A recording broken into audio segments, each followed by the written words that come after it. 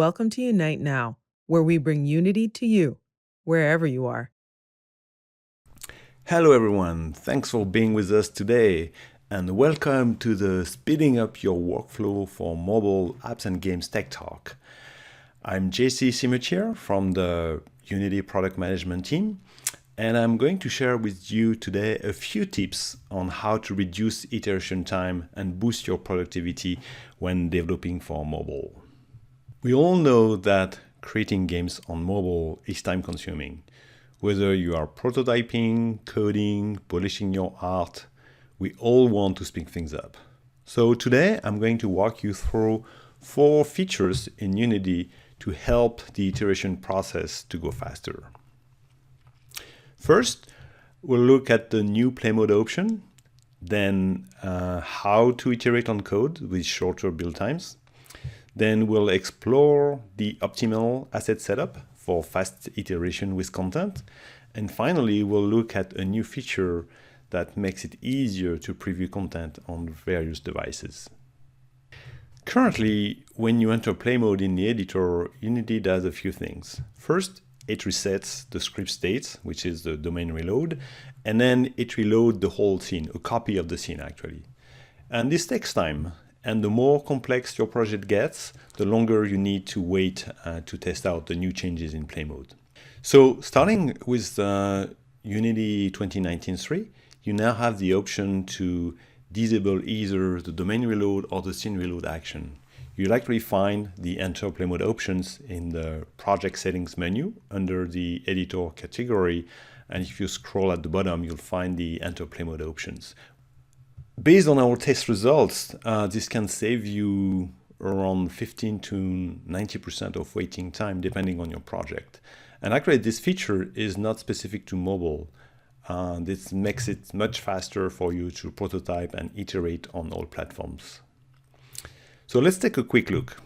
Here I have a simple demo game, and we're going to compare starting and entering play mode in the 2 versions. So obviously the bottom one version is where we have play mode activated, and as you can see the game starts in about 1 second, as opposed to in the other scenario it takes a few more seconds. So that's really an improvement.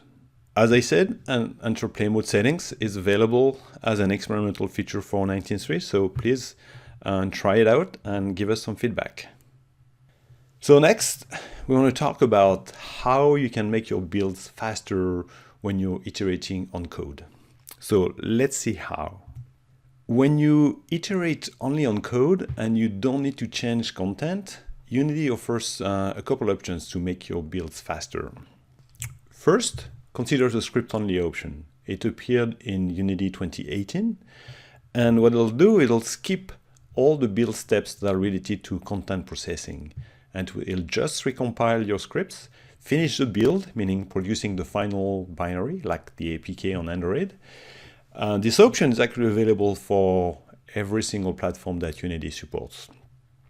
But next, we've added in 2019 the option for Android to patch an existing build. So in this case, Unity will just recompile your scripts, and it will skip all the other build steps. And then Unity will just patch the existing build already deployed on device. So let's take a look. So in this video, I'm showing first a normal build process where I'm making a full build, deploying that build to the device. So, and obviously I sped up a little bit the time. It took about 1 minute to build and launch our Trash Dash demo game. So here we start, and as you can see, we started at a score of 0. So let's make a quick code change where I'm going to simply cheat, just for the sake of the demo, put my score now at 10 when the game starts. And this time I'm going to activate the script only build, which is available because I've made a build already.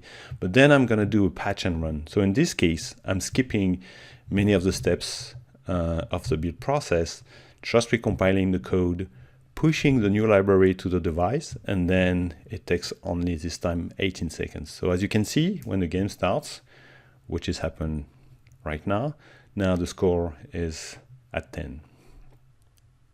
So now, while our developers are polishing their code and enjoying the script-only build option, how about our artists who want to test on device the new game assets they just created? Well, they can take advantage of the addressable asset system, which offers a very efficient way to manage your asset bundles for productions. It's commonly used in games where you want to easily provide updates with new content, using a content pack or using in-app purchase for things like new characters, new outfit, new weapons, etc. But the addressable system can also be super useful to iterate faster on content. So here I'm using the Unity editor as the host for the content that will be defined as remote content, which means that content will not be built with the application. It will stay on your development machine and be loaded when you start your application. So for example, here I start my game and then it shows two cards that are the warrior and the two warrior cards. So now I'm working on a new card, which is a mage card, and I want to add it to the game. So the only thing I have to do is just include this new asset as part of the addressable, move it to the remote group, and then rebuild the content for that player. That content being hosted inside the editor, I can just simply reload the game, and then without making a new build, the existing build of the game will pick up the new content, load it, and display it. So this is a really effective way to iterate fast on content. The addressable system is way more powerful and can do many other things, which I encourage you to discover. It's available as a verified package for 19.3, so go follow that link for more information. Okay, now that we've seen a few different ways to iterate faster, let's talk about the last one, which is device preview. The mobile ecosystem is very diverse. As you know, many kind of phones with different sizes, resolutions, some have notches, others don't, different form factors. It's all great. Users love it. I love it. It's fun to have those really nice devices. But it's also challenging. It's challenging when you try to have your content fit well on those devices. The notch is in the way, resolutions vary, rotation vary. All those things makes it challenging. So what if you could preview phone resolutions and notches in editor? Wouldn't that be great? What if you could fine-tune the layout in the editor or test device-dependent code logic while in play mode without having to make a build to the phone? Well, I'm excited to present the new device simulator, which is available in preview for 19.3. This new tool allows you to preview the behavior and the physical characteristics of your game without leaving the editor. Essentially, the device simulator is an extension of the game view, and it allows you to select any device and preview in real time. Let's take a look. So here I have a simple demonstration project in which I've loaded already the device simulator. So make sure you have the show preview package enabled to install this package. Once you have it, it will enable this list box in a game view where you can actually switch to the simulator. What I want to show you first is how you can take advantage of the simulation through code. So here I have a simple script that will call different APIs, so the screen resolution, the safe area, and the cutouts. And what I'll do is simply draw a red rectangle for the notches, a green one for the safe area, and display some of the system information. So let's run it. As you can see, it displays the full resolution of my computer. The safe area here is simply what the game view size is. There's no cutout, obviously. I'm running on the laptop right now. And the gyroscope is detected as false because, yeah, that's a laptop. Now, when I switch to the simulator, I get a different things. I selected my iPhone 6. I get the resolution for this phone. The safe area is obviously the full screen. There's no cutout, but the gyroscope is now, in theory, enabled. At least the value is simulated. If I go to a more interesting phone, I get the notch, which is drawn behind the icon one with this red rectangle. The safe area shows you the area where the user can safely interact with your content. And I can look at another phone like Samsung 10. There you go, when I get a different resolution, also different notch position, and a different safe area. So this is all good and simple. Now let's look at another example that would be when you want to fine-tune your layout for the UI. So here I have a simple UI built in my canvas. The first canvas, which has all the different text element, is I want that to be always full screen. And then I have a second canvas, which I want now to be in the safe area. So as you can see right now, so that canvas has a few buttons, a red, blue, and green one. That canvas is still full screen because I'm not in play mode. And so what I've done in this scenario, I just got a script that is going to be resizing the canvas at runtime. So that script is actually from the community. Thank you, Adrien Dejon, for writing this.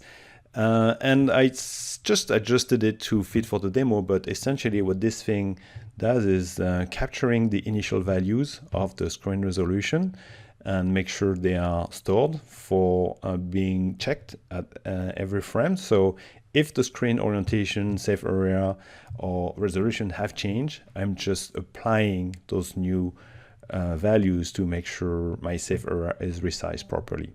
So let's take a look at and see how this thing behaves. So now, as you can see, the safe area with the buttons is now displayed inside the right safe area. Actually, I can show you the full background is really that area. And the safe area is actually this one.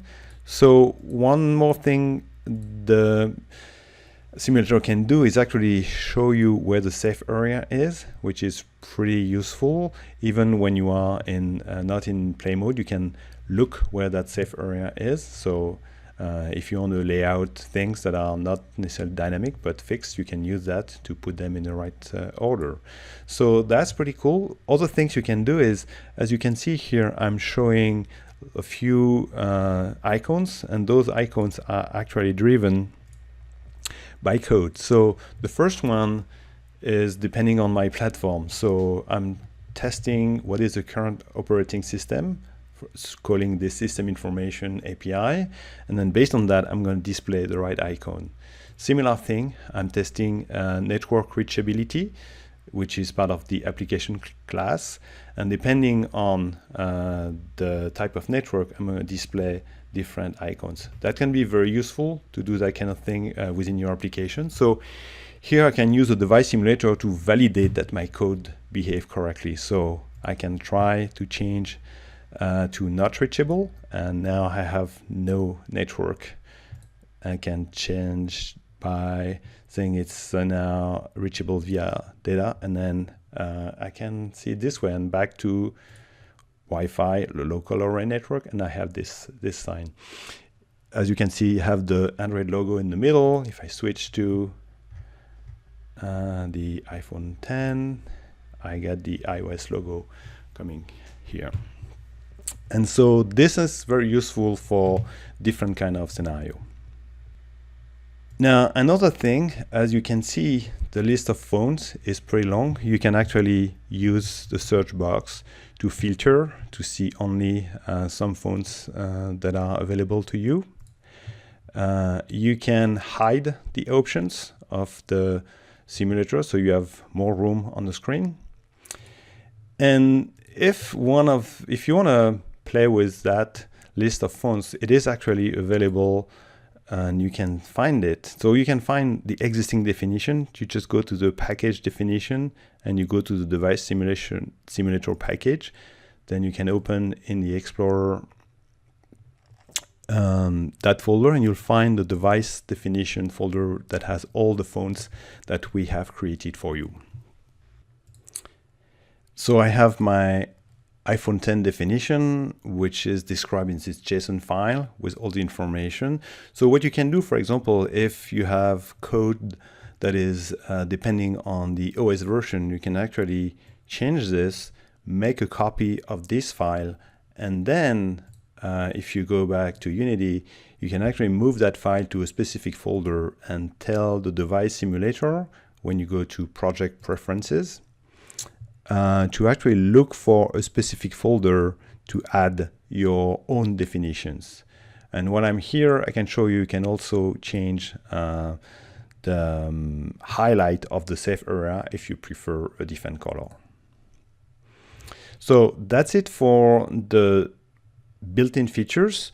Now I want to show you also how you can extend the simulator, and in order to do that we'll be using one of the features that we've built with Samsung, which is called adaptive performance. So let's switch back to slide for a minute. With adaptive performance, you can control performance better. You can avoid the infamous CPU throttling event that happens when phone gets too hot and the system needs to cool down. It allows you to anticipate and proactively adjust the performance and the quality settings of your game on the fly. Ultimately, it will give your players a more stable frame rate and also additionally save battery for longer runs. Adaptive performance is a feature we've built with Samsung. It is now available on millions of Samsung phones that are out there around the world, and will continue to expand in the future in more phones. But today I'll focus on how adaptive performance is using the device simulator extensibility and show you how you can do it for your own scenario. Now I've switched to another demo project which illustrates how adaptive performance can help you to detect some bottlenecks or some system events. So the first one I want to demonstrate is how you can, for example, deal with throttling events. So here I'm running that scene that is instantiating 150 objects. What I've done in code, I have this script that will react on events that are going to be sent by adaptive performance. And those events are three types. There is no warning, there is throttling that is imminent, or you are actually being throttled. So what I'm doing is there's no warning. I'm just gonna instantiate the maximum number of objects. If there's a warning saying that I'm gonna be throttled, then I'm gonna cut down the number of objects, and if I'm being actually throttled, I'm gonna cut down even more aggressively. So in a normal situation, to test that kind of behavior, I would have to make a build and then deploy to a phone, and then finally wait for the phone to actually become hot enough for those events to happen, and then see if the code that I've written actually does the right thing. So with the device simulator and the extension that we've built, we've actually mapped those events, and now they are accessible in the simulator. So we have this new UI that is specific for this extension work, and now I can actually basically send those events to the application. So now I'm going to move to a no warning to a throttling that is imminent. So I've captured the event. As you can see, the number of objects is decreasing to what I've decided. So 150 divided by 4, that's about it. And then if I go to the throttling event, now I'm being way more aggressive in reducing the number by dividing by 10. And when everything goes back to normal, then I can simply go back to my no warning and then reinstantiate as many objects as I want. This is pretty straightforward. If you want to build your own extension, you just have to create first the user interface, which is defined in this UXML file, which is the model definition for UI element, now called UI toolkit. And as you can see, this is what you see in this adaptive performance panel in the device simulator is defined in that file. And then the next thing that matter is to go and to create your code to implement the actual extensibility of the device simulator. You're going to call your UI, and then you're going to do the mapping that is required in order to generate the simulation. Of course, there's some work for you to do to make those mapping, but that's a way to do a proper simulation for specific events or activities that are unique to your game. And that's a wrap for the device simulator. So let's recap. The device simulator gives you an editor simulation in a game view. In code, you get simulated APIs as well that are going to be provided by the simulator. You can extend the database of devices by creating your own JSON file inspired by the one we provide. And finally, you can extend the device simulator to have some specific behavior attached to your own game scenario. It's available in preview. Try it now. It works for 19.3 and actually also 2020.1. We welcome your feedback. Thank you. With that, I want to thank you for your attention. And if you want more information about all these new features, please visit our website. The links are displayed right below. And of course, we always welcome for feedback. So thank you and goodbye.